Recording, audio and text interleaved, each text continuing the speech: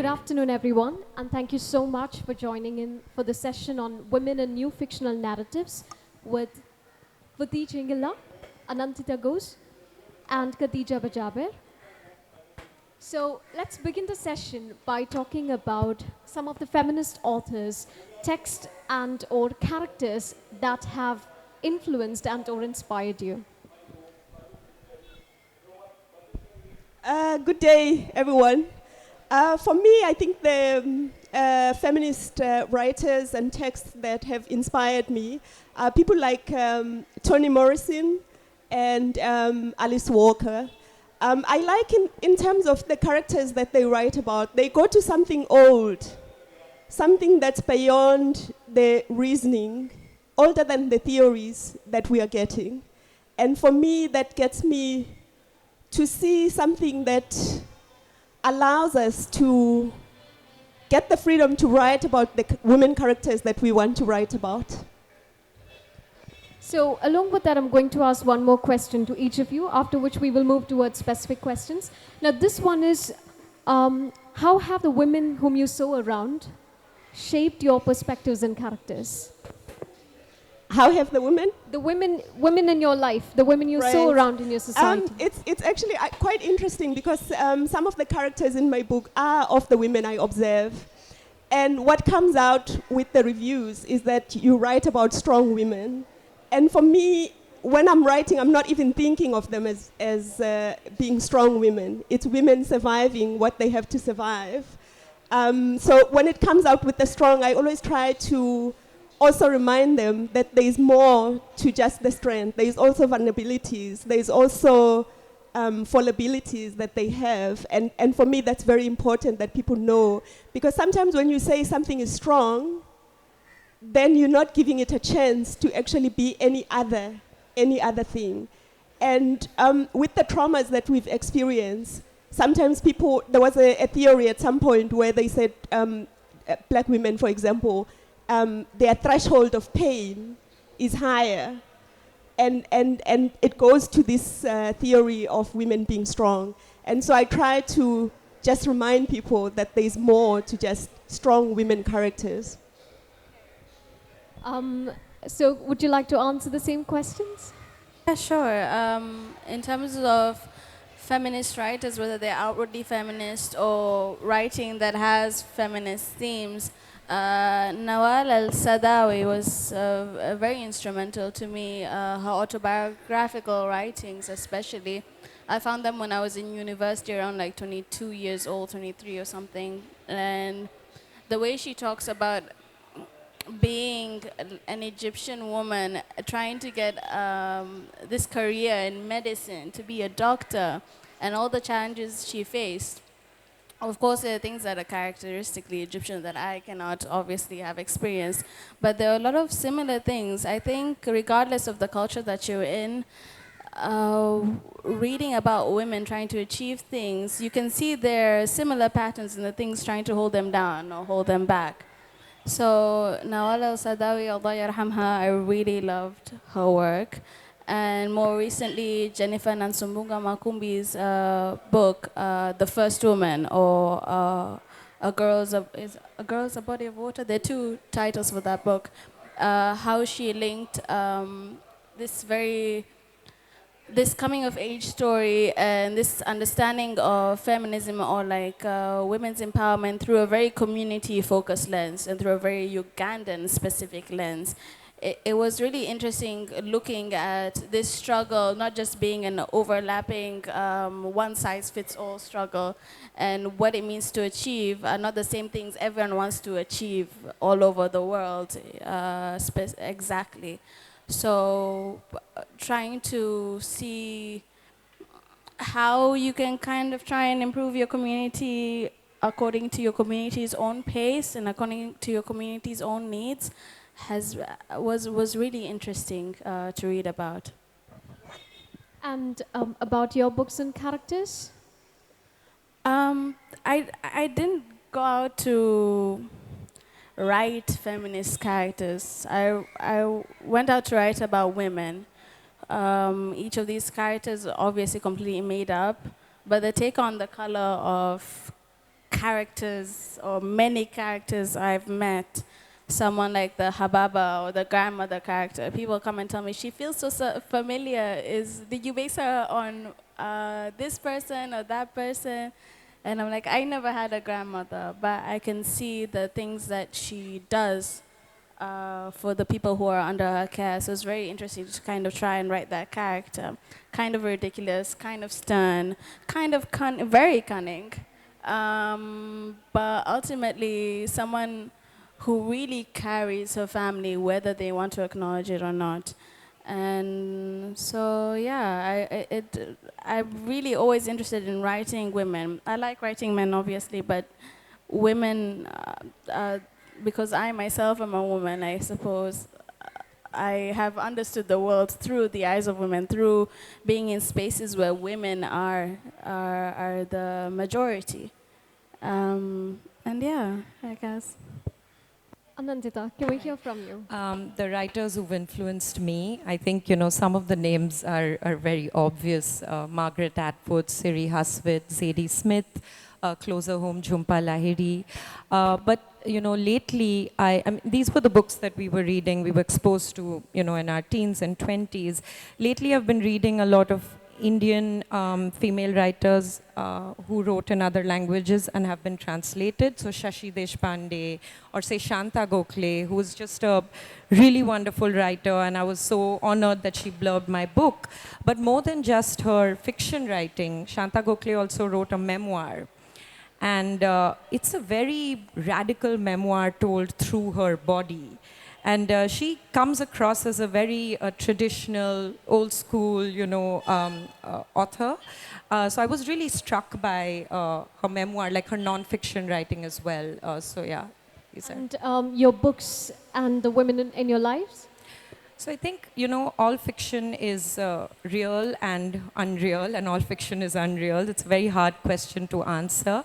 There was one writer, and I forgot who it was, who spoke of characters as species, because every character is kind of a composite of 12 people that we might know in that species category.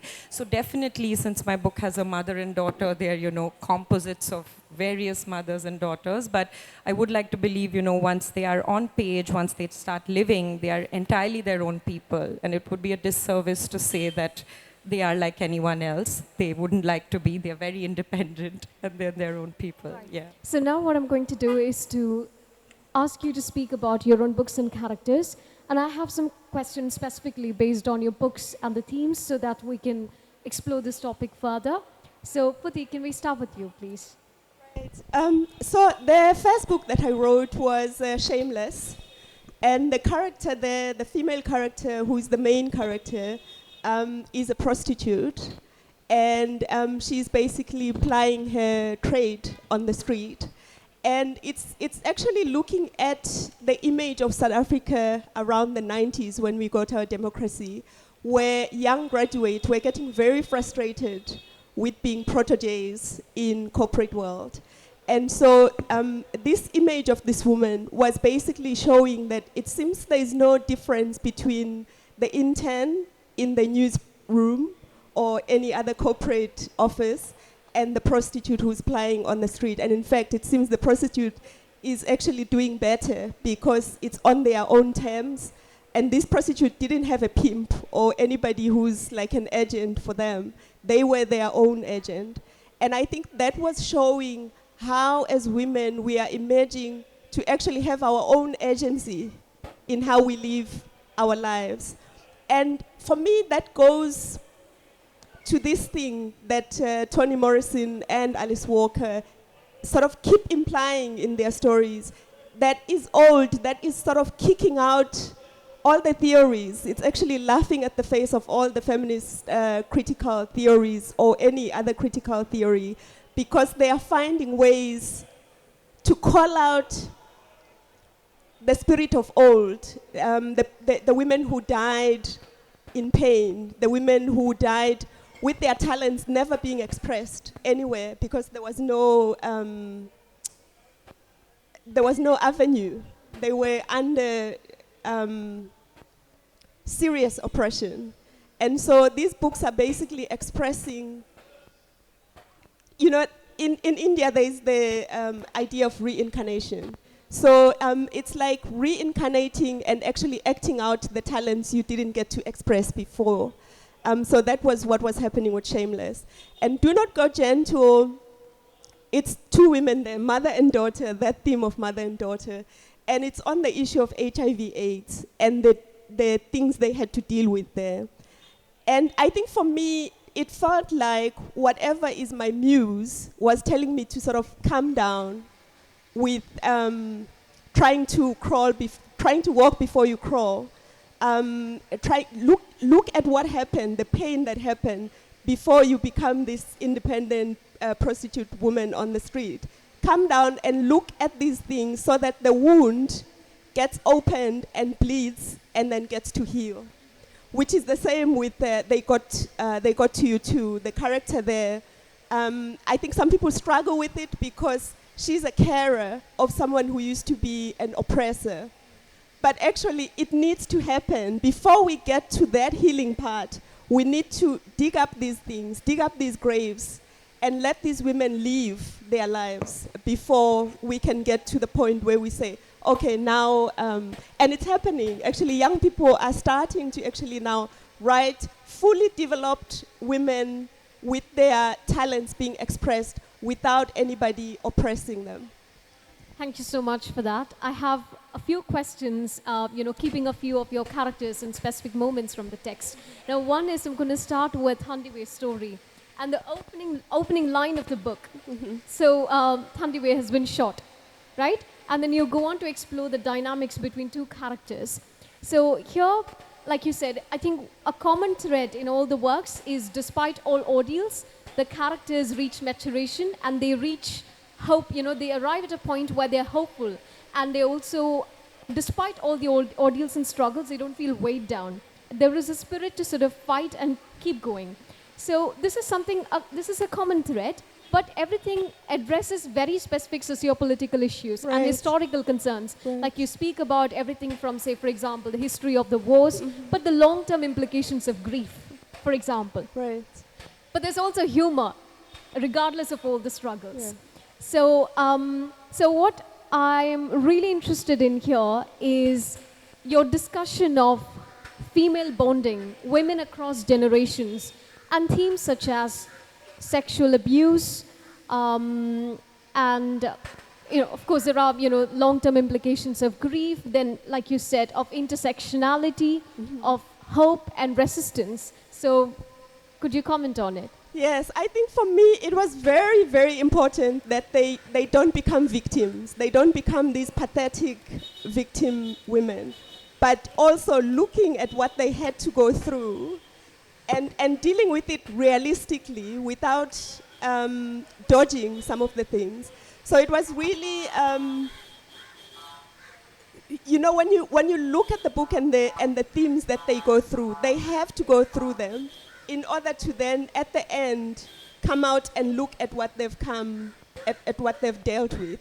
And those are the issues, the issues of intersectionality, where they have to deal with being black, being at the bottom, no one taking them seriously, but having an agency to say, from where I am, I'm going to make the best of what I can make.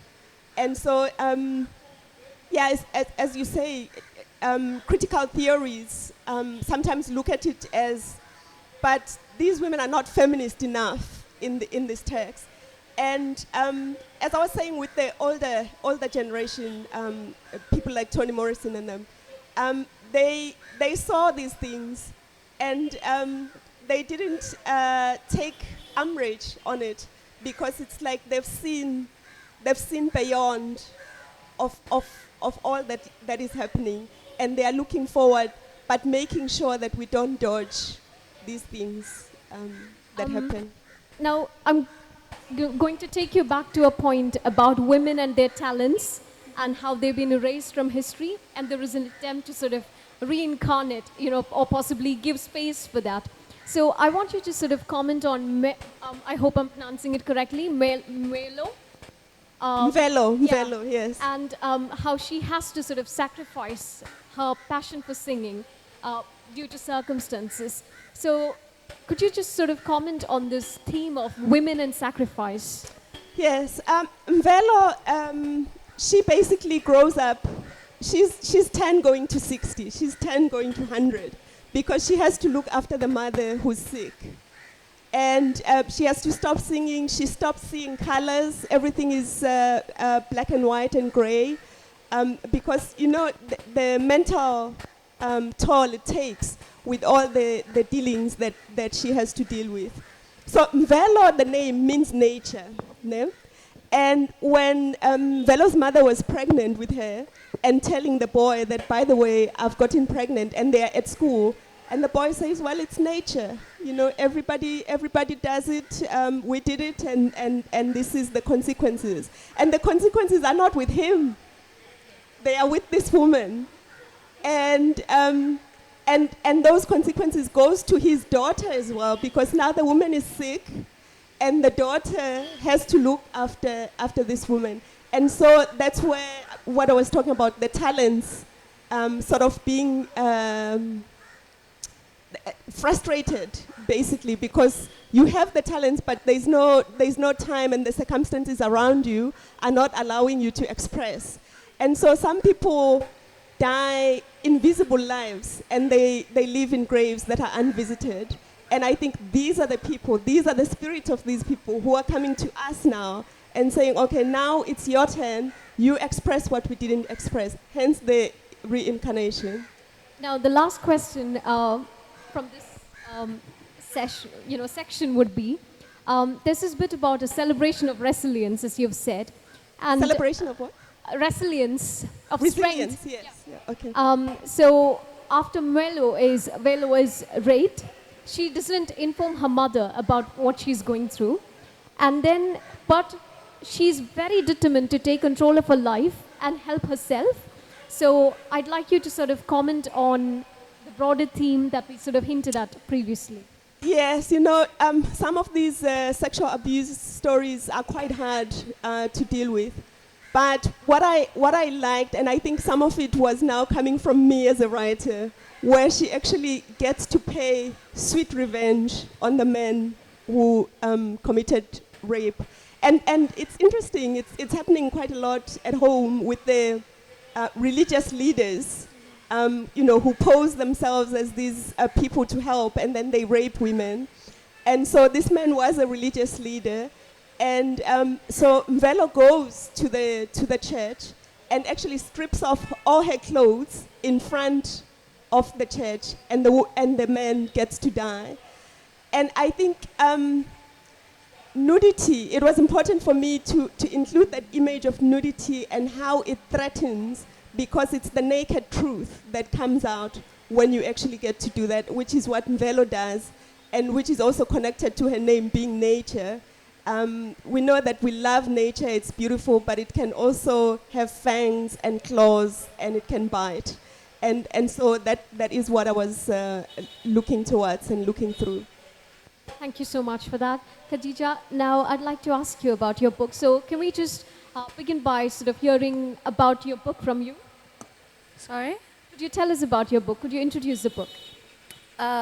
Book has a very simple plot, less simple execution, which is sort of a quote-unquote fairy tale story. A girl's fisherman father goes missing on the ocean, and she gets an offer from a talking cat to go and look for him. So she goes to look for him with this talking cat, and she faces monsters and the elements. And and then however that story wraps up, there's also the aftermath in coming back home. What happens next? What happens after the adventure, I suppose. Can you comment on the literary techniques as well, such as magical realism? Techniques? I don't know any techniques. Okay, don't. No. I think it's just basically the only, I would say, technique I guess that I was using in writing was writing without deletion. So I was writing in handwriting, no deleting any words, no cancelling any words. I had to ramble my way through a thought and beginning a new one, because I know I have a natural tendency to edit myself to death. So you wrote the full book in longhand? Yes, in longhand. And it's amazing, but it's also very messy, because now a character is thinking a thought and you have to commit to that thought. And now that's how the story is being steered. It was an interesting kind of experiment. It's the first time I actually finished anything. Yeah. Sorry, it was a stereotypical question asked by a literature student. I'm sorry for that. No, it's okay, because I don't know much about craft or anything, but I'm learning. So you've sort of set or sort of constructed this fairy tale set in Mombasa. What are your thoughts on that? I had to write a story that actually mattered to me and that I actually understood, instead of approaching it as a foreigner all the time. I used to write stories set in made-up places, fantastic places, in places that I thought would be exciting for a reader to be in, and that were exciting for me to experience as an audience, you know, whether consuming media, be it in the snow, in the mountains, all those things. But those stories I would try to write quickly lost their steam, and they never quite touched on anything real, sincere. So I think I had to start from basics and try to write the ordinary, make it extraordinary, the known, and make it more exciting. So that's why I set in Mombasa, because there are many questions that Mombasa is giving me to struggle with all the time as a resident there. So I thought it would be interesting to give those questions and those pedestrian or average, you know, seemingly underwhelming issues, you know, their own space and their own color and their own music. Yeah. So in the story, or at the place where it is set, there's a line from the text which says, "A good daughter, a good wife, a good mother, a good host waits for the father or the patriarchal figure to come home." Now, what your character Aisha does is, the moment she doesn't see her father, she just sets out to find him. And so, could you comment on that critique of tradition for tradition's sake, and that rebellious tendency in the character, and which ultimately ends up being a search for herself and her passion for adventure? So could you comment on that? I think Aisha is a very lost individual, because she knows the expected performances and performs them without really understanding them, or performs them knowing how costly they are. So she knows to be a good daughter, you're expected to do this. To be a good wife, you're expected to do this. To be a woman, you have to be a good daughter, a good mother, a good sister, good at everything. You know, you have to hold everything down. And seeing these kinds of ways of existing coming so easily to other people, and not so easily maybe to Aisha, can be quite a vexing experience. Especially if you're growing up, you know what the standards are, and it isn't fitting. Why doesn't it come naturally to you? Why can't you do it? Why aren't you enjoying it as much as you're supposed to? So I think I was interested in looking at those things, not only expected behaviors as a girl in society, but also kind of the politics of home and the politics of not politics is not the right word, the rituals in giving and taking, the rituals in being a good host, and in giving to each other as human beings what we are owed. So learning what the courtesies are, learning why they matter, learning when they're empty, and learning when they're most important, and how to appreciate them. I think it was really interesting for me, because as someone who was growing up in Mombasa, you'd take part in these rituals and be like, oh, this is so nice. And then other times you'd be like, why the hell am I doing this? Isn't this annoying for everyone involved? So yeah, it was interesting. And I saw that also there's a similar kind of give and take in these fairy tales, in making deals with monsters.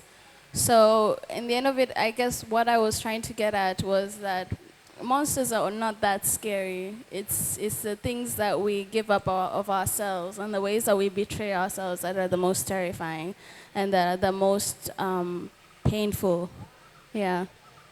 That way, I think one thread that's common to all the three books that we of all the three authors, I think, is that that fearlessness to be fearless, but also being unafraid to be vulnerable. So I think that is a very interesting thread, and it's a celebration of that aspect. Actually, all the three authors in your works. So there is actually a particular instance in the novel where I found a merging of the author's voice and the narrator's voice. And that really stood out, and I'd like you to comment on that. So this is the bit where the character meets one of the monsters in the sea, and then she says, and then the monster asks, "Who are you?" And then she goes on to say, "Well, I'm a keeper of histories, a recorder of legends, and then I'm here to write of you." So she goes on to introduce that. So so that way, did you sort of think of that, that merging of your voice as a writer and the sort of the character's voice? I think at the time it was completely unintentional. I could feel like a bit of a niggling, like something is going on here where there's less of a separation. And then after I wrote the book and there was more distance, I could finally admit to myself like there was definitely I kind of already knew, but now I had to kind of like really look at it more because I myself am a storyteller. I'm trying to capture something here. And with story is so interesting. The purpose of story can be very noble, and story can be full of hubris also. And the way Aisha tries to survive this monster is by flattering it, by telling her, "I've come here to listen to you, tell me your story, don't eat me." And there was kind of a merging, because I myself am a storyteller, so taking on these grand postures of being a keeper of histories, writing legends and such, there was an element of theater to it. The way she stands, the way she addresses the monster. And that is also present in a lot of storytelling traditions, I think all over the world, but also in Mombasa, grandstanding. So yeah, it was an interesting chapter to write, but also a very necessary chapter to write. I think there was a need for those kind of like the narrator and the writer to kind of clash there. I don't know if the narrator and the writer and the character were clashing. Maybe the one who reads it will know more. But yeah, it kind of just happened, and it was interesting, surreal, to write that chapter. But yeah, a lot of people, not a lot, but I think maybe you're the second person who's pointed it out to me, and I'm like, why are you looking so hard? Close reading for yes. So Anindita, now could we hear from you about your book? So my novel is called The Illuminated, and there's a metaphor of light running through. So the idea is that all the male characters are named different names for the sun, and all the women are named, with the lunar kind of theme. The chapters are divided by moon phases. I think the idea that I was trying to get at with that metaphor is that we think of moon as the reflected light. So the sun is the center of the solar system and the moon is just reflected. But what happens if the sun is eclipsed? So the main patriarchal figure of the book, the husband or father figure, dies on page 1. And it's essentially the journey of the mother and daughter, who are very different, even though they belong to the same kind of socio-economic background, they belong to the same family, but they are very different as women. And it's basically their journey to finding their own identity or their own light without this reflected glory of this really overachieving, famous, national award-winning architect man. So the book is kind of told in alternate chapters of the mother and daughter. Yeah. Now, one thing that really stood out in your book is the idea of spatiality, as in women characters sort of constantly switching and decentering their universe to sort of, to move inconvenience or to support the patriarchal figure. So, and also there's a focus on the discussion of spaces, right? So, could we sort of hear from you about That's that? a wonderful and very specific question, but absolutely, I think right from the point that this father figure is actually an architect, right? So I think the idea of space and their kind of the spaces that women inhabit in general, whether it's it's on a stage like this, or it's on a conference, or it's the design of the kitchen in the modern home is this tiny closed off space where women are slaving away in most places and in a hot and uncomfortable room by themselves. And that wasn't the structure of the kitchen earlier. It was part of our courtyards where children were running around, everyone was doing their chores. So I think patriarchal structures thematically or symbolically are manifested in the way that these spaces are designed and in how they control women.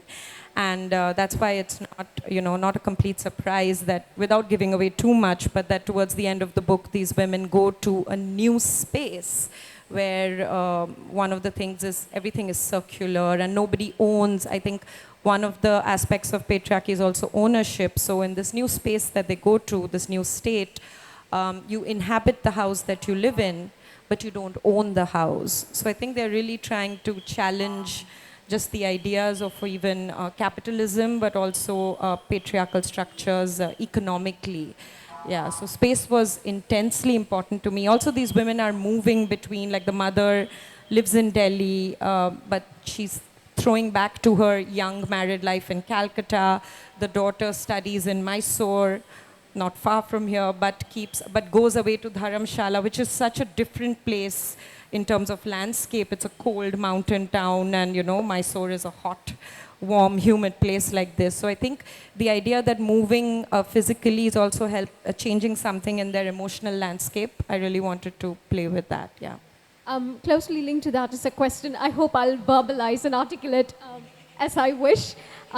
It's been just going on right from the moment I read this, which is, again, a common thread in all the three authors, like the death or the absence of the patriarchal figure. Now, following that, I think there's something in particular in your book, which is the patriarchal spilling of, or the marking of territories by spilling on what is not theirs to make it their own. I think this is such a crucial thread in your novel. Could you comment on that? So I think the line is that men acquire and gain by habit. They spill out of their bodies, out of their homes, out of their countries, the idea of acquisition. So I do feel there's a dual theme in terms of I was trying to address this idea of capitalism, which is acquisition, and patriarchy, because I think it's related, right?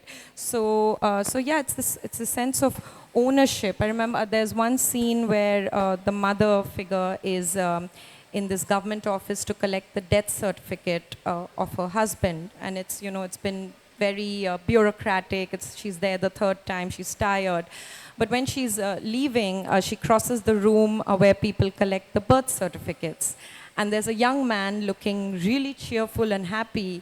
And she says that one more thing in the world now belongs to him. So I think this idea of ownership, because, that's so tied again to the idea of, again, the patriarchal ownership, women, like a mother, the wife belongs to the husband, the daughter has to obey her father, all of that. So I think that idea of ownership was really something that was important to me, and I'm so glad you've caught on all these really small things. Yeah. And there's another thing that I'm interested in within that particular domain or that particular matrix, which is women in two different generations, and this idea, like how does think about the mother and her father, and the daughter, and she's having an affair with an older man. So you've discussed this in both scenarios. So could you sort of briefly comment on that? So I don't think that age necessarily it's the most defining criteria for a different in the essence of a character. I think for me it's more privilege.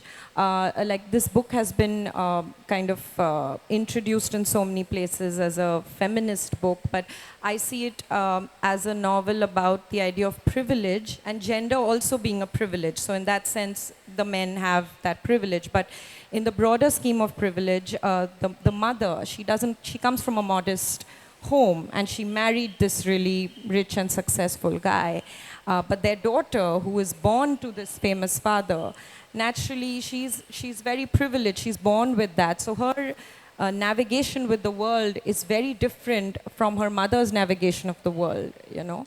So I think this idea that, again, they belong to the same family, they have the same surname, but when the father, husband figure dies, their place in the world is very different because for the mother, she's a widow of diminished status, because, you know, even the word widow in English, but also in Hindi, Bengali, bunch of Indian, all the Indo-European languages means to separate, to cleave from life. So basically, if you're a widow, you are separated from life. I've spoken about some of the widow rituals in the book as well. Maybe, you know, in the 19th century, Indian widows were asked to wear only white, shave their head, have vegetarian food, not indulge in anything luxurious. So you don't wear silk, you don't eat meat or food that might excite you. You live a very kind of monastic life. In the age of the novel, of course, Shashi is not expected to do that, but she's very haunted by memories of, you know, seeing a widow, how they were treated like 100 years ago, all of that. So I think her place is so different from the daughter of this privileged man who's lost her father, but she still has inherited all this privilege. So I think the difference in characterization also was to do with their, just where they come from. But they are very different as people. I think Shashi is a much more kind of gentler, more thoughtful. I mean, she's a philosophy student. She's done her PhD in Hegel, so, you know, she's definitely more thoughtful. And the daughter is more kind of feisty. She thinks she's a feminist, but I think she's a failing feminist. She's 25. She has an Anais Nin poster in her room. She runs these feminist reading groups. But she is not sympathetic to her own mother's position. And I feel I've seen that so much, that, you know, that you are a feminist on Instagram and you wear feminist, you know, slogans. But if you're not empathetic to the situation of the women in your family or the women who work in your home, then are you really a feminist if you don't have the compassion to understand those around you? So, but again, I think both Futhi and Khadija spoke about this. I think we shouldn't have to burden our female characters as being perfect, knowing always what to do, solid, always morally upright. I mean, Tara is 25. She deserves to make her own mistakes. She deserves to contradict herself. She's allowed to be a paradox, believe in one thing and behave one way, because she's figuring her way out. And I feel that we have to give her that space to be who she wants to be. Yeah. So the idea of sacrifice in your book has to do with, say, for example, I'm picking one, music. There's, you know, sacrificing the security or safety of the grandma's home and yours. And there's a sacrifice of, you know, say, for example, her academic career, the mother's academic career for the family in one way. I'm just reading, this is just my reading of it. Now, at the same time, in your book specifically, there is a critique of a misogynistic academic culture. So could you comment on that? Oh, I think that could be a whole session. But so the daughter is doing her PhD in Sanskrit poetics. She's studying Sanskrit erotica. And because in India, I mean, Sanskrit is kind of the realm of Brahmins. So, of course, everyone in the Sanskrit department is not only Brahmin, but she's also overheard them having casual discussions about who is a more superior Brahmin than the other, because even within Brahmins there are, you know, categories. So she's a rare exception. She's a rare woman in that department. And I think that's why she's really determined to be the foremost Sanskrit scholar in the world. And she's not saying, I want to be the foremost female Sanskrit scholar in the world. She wants to be the foremost Sanskrit scholar.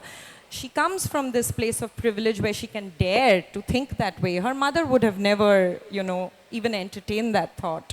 But definitely, I think just in rather than underlining or being very verbose in explaining this culture, I think it's just in small kind of events in the book, such as Tara and her co-PhD student, who's a boy and he's Brahmin, are introduced by her dean to this visiting professor. And he is introduced with the topic of his PhD thesis. He said, oh, meet him. He is studying comparing case in Latin and Sanskrit. Oh, and meet Tara. She has a really great fashion sense and she's going to take you out shopping.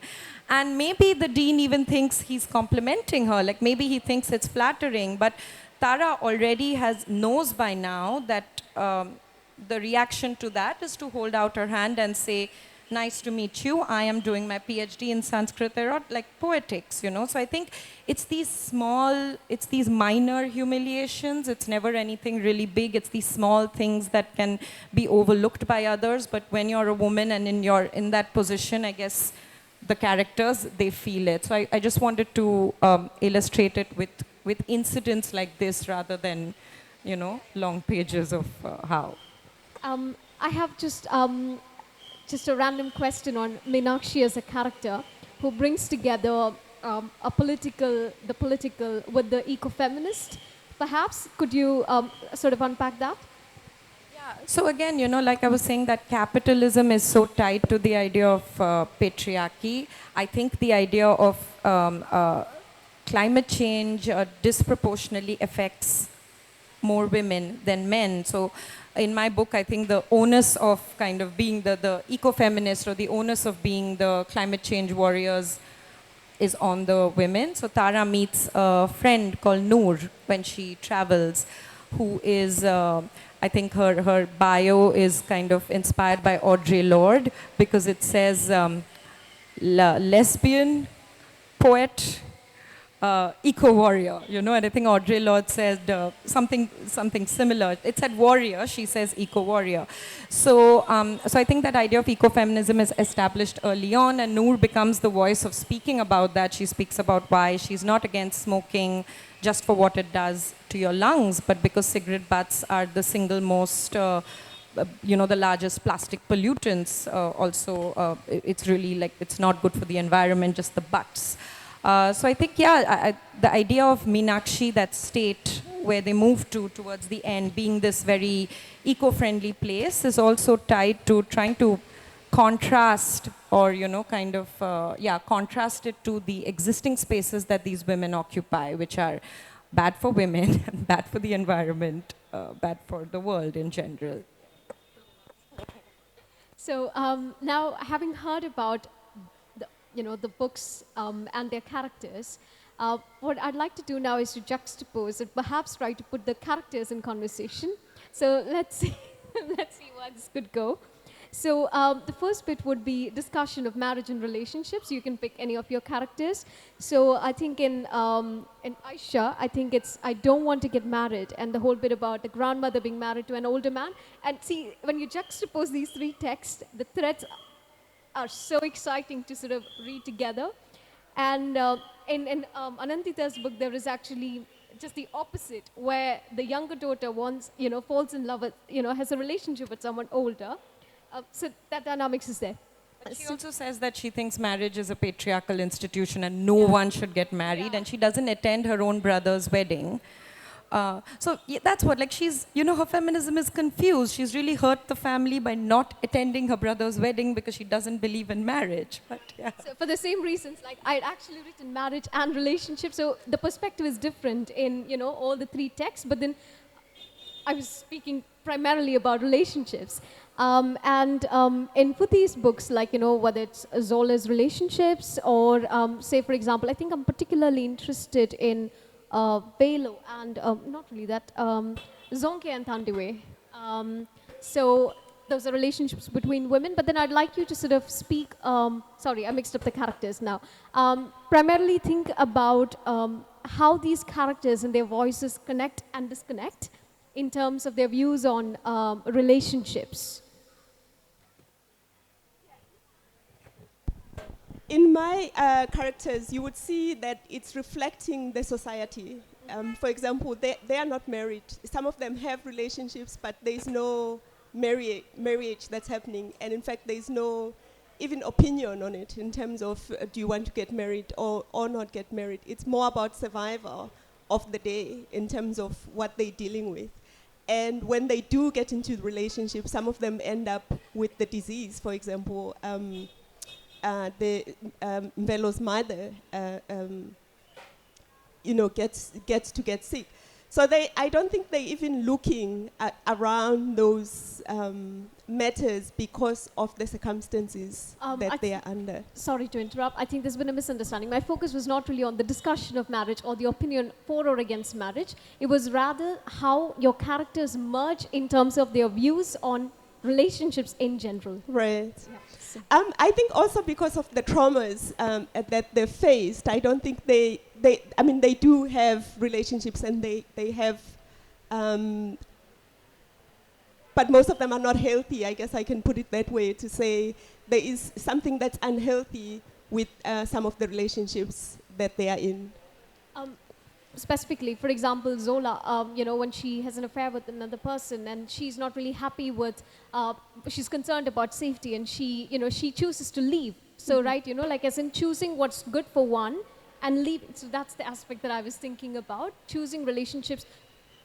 When I say relationships, it's not really like, in a romantic way, like relationships which enhance and develop your perspectives and sort of, help you to develop a life that you want despite the ordeals that you have to confront. That's the overarching theme that I was trying to hit. I see. I think I will pass for this one, and because my thoughts are not constructing properly on that one. So. And you have few books altogether, isn't it? So it makes it even more difficult for you, I guess. Right, yeah.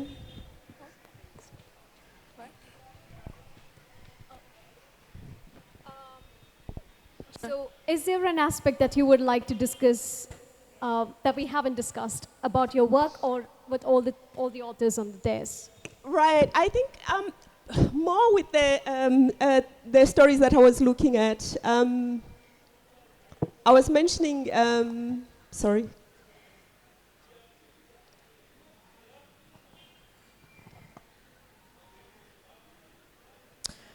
Basically, with women taking space in sort of their own environment, in their own terms, and I'm actually going blank, sorry. Okay, let's just sort of end it with a simpler question, which is how do you think fiction has sort of adapted itself to discuss about contemporary realities of women? It could be with regards to the theme, could be regards to structure, could be regards to... I'll leave it open. Yeah, I think the themes that I was looking at was I'm going completely blank. Just, can you move to someone else? Oh, yeah, first question was, actually, I was writing this book, I didn't know exactly what I thought about these things. So as I was writing them, I kind of figured out, which is, some people think Hababa is the villain, but I really understand what her idea of marriage is, because as protection rather than ownership, or like, of course you can go into that, but what she's seeing as a woman is that when you get married, you move from girl to a woman. So once you get married, you're free to be independent because you have your own house. You are the master of that house. So yeah, you are under your husband, but not really. That's not how she looks at it. So Aisha understands that as well. Aisha understands where Hababa is coming from. But she also doesn't want to marry without love. And Hababa's idea is that love comes after you make love. And yeah, it's interesting. I don't know what the conclusive ideas I have about this thing, but I knew in writing this that what I believe love to be is being able to protect each other's dignity and each other's freedom. So yeah, I think a lot of writers, we don't necessarily know what we think, or maybe we have ideas of what we might think before we write. And then we write, and those things begin to make sense. Sometimes they make more sense to the reader than they do to us. And then we're like, I've finished the book, khalas. And then it's up to people to discuss about it, you know? Yeah. I want to add to that. I think I really agree. I think I didn't know, for instance, that I was angry. Because as a journalist, I haven't been a political journalist. I worked with Vogue and I worked with a Saturday magazine. It was art, books, design, architecture. In the process of writing the book, I realized my anger was being articulated. So I think you write to think, you write to form your thoughts. But one thing that I was very conscious of, that in terms of, I wouldn't say theme, but in terms of just, I guess, style, is that I really wanted to include the minutiae, the quotidian details, which is something both of you spoke about, just the regular things in their lives, because we've been fed on a diet of literature through our teens. We read about the minutiae of the lives of middle-aged white men, and that's literature, in Sense of an Ending, Julian Barnes, which is a book I love, but there are pages and pages about this man going to get his leather belt fixed. And then he goes to one shop, and you read it, it does move you, and it's important. Now, for a female character, just by virtue of where they are, it could be simply the act of making tea. So I really wanted to slow those moments down and give that the kind of status of literature as well. So that was something I was conscious of, but I was not conscious of anything else. I think the other themes just come up while you're in the book, sometimes 3 years into the book. Yeah. Right. So that brings us to the end of the session. Thank you so much, everyone, for joining in. Thank you so much for joining us today. Thank you.